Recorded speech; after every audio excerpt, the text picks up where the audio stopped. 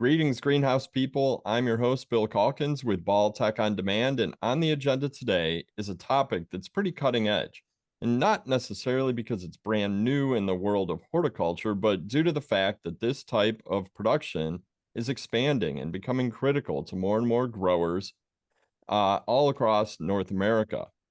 And I'm talking about tissue culture. And like you, I'm excited to hear more about this from our guests today, both of whom have tremendous knowledge to share from research and application perspectives. Specifically, they're discussing tissue culture acclimation and the key components to success in ornamental plant production. Joining me today is Deanna Felton, longtime propagation and production manager from Sunbelt Greenhouses in Georgia, and Dr. Nathan Jonke, the culture research manager at Ball Horticultural Company in Chicago. And I know you guys have a lot to say on this topic, so let's get started. Okay, so I think these are the last few sections here of our slides, but we want to leave you with some tips and tricks that we've seen or researched that can hopefully make everybody more successful.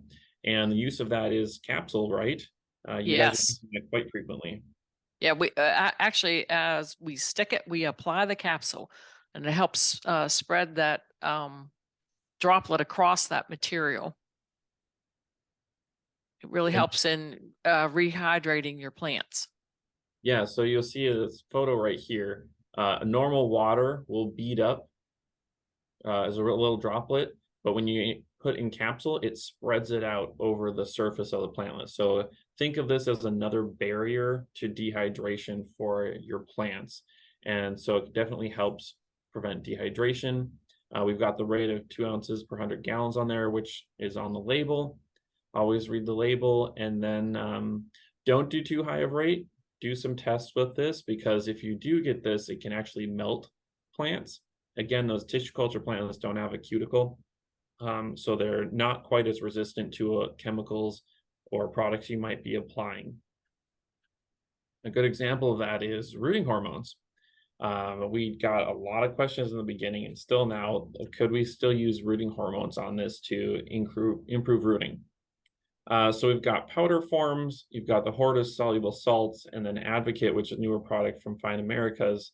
These bottom two are both liquid or can be sprayed on as a liquid formulation.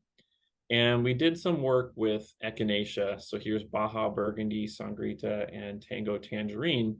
And we applied no hormone, powder, or liquid, and we rated our roots from a 1 to 5 scale, 5 being completely rooted. And what you'll see here is the stuff that didn't get any rooting hormone actually looked much better than the stuff that did get rooting hormone. We actually repeated this another time with different rates of the liquid formulation, and it really didn't improve rooting at all. So at least on Echinacea, there hasn't been a benefit. We also saw that it did defoliate ficus, but we've seen some improvements with Aglaonema. Yes, definitely. So I'd think about, I wouldn't rule out rooting hormones on tissue culture, but on some of your slower crops or things that aren't moving at all, take a stab, try some rates, read that label. There's some suggestions, especially with Hortus, on what you should apply. I think we were at 200 or 250. Yeah, we did Aglaonema. 200 here. Yep. So it's 200 would be a good starting point for most tissue culture plantlets. But again, they don't have the cuticle. So give it some time before you apply any products on tissue culture plantlets. I'd say at least 24 hours, if not 48, to give those plants a little bit of time to acclimate to a lower humidity, and then you can apply those products. All right, so this is the last slide here. I just wanted to recap some of the things you hopefully picked up from our presentation. First off, pick the right partner and the right crop. Work with a broker or the right lab, and then pick the crop that fits your operation with the facilities and expertise you have in order to make sure you're successful. Second is instill a strict grading process, whether that be roots, no roots, or the size. Make sure that your team knows what they should be sticking so that you get the most uniform and highest success rate. Third, minimize heat from light. We saw a lot of dehydration potential from high pressure sodium or natural sunlight. So if you need to put on remay or other structures to reduce light, or move to LED lighting, sole source lighting, or chamber acclimation, that could really decrease the amount of dehydration that you're going to see on tissue culture. We talked about vapor pressure deficit and slowly decreasing humidity. That's going to be the way to acclimate your tissue culture the best. And lastly is provide frequent and specific feedback. Everybody wants to improve and get better.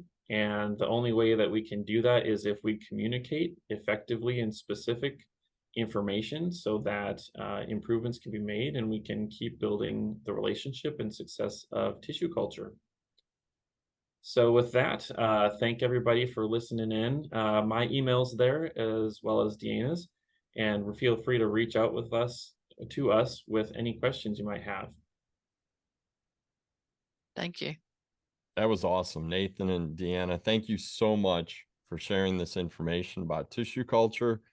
I think as more and more growers begin propagating from TC, understanding the nuances involved in acclimation, as well as the vocabulary, all the information you shared about crop selection, the importance of feedback, and all those tips and tricks will be extremely important and critical. There's a lot more research to be done on TC and a lot more experience to be gained, but this presentation laid a very solid framework, and I truly appreciate it. Thank you guys so much for your time.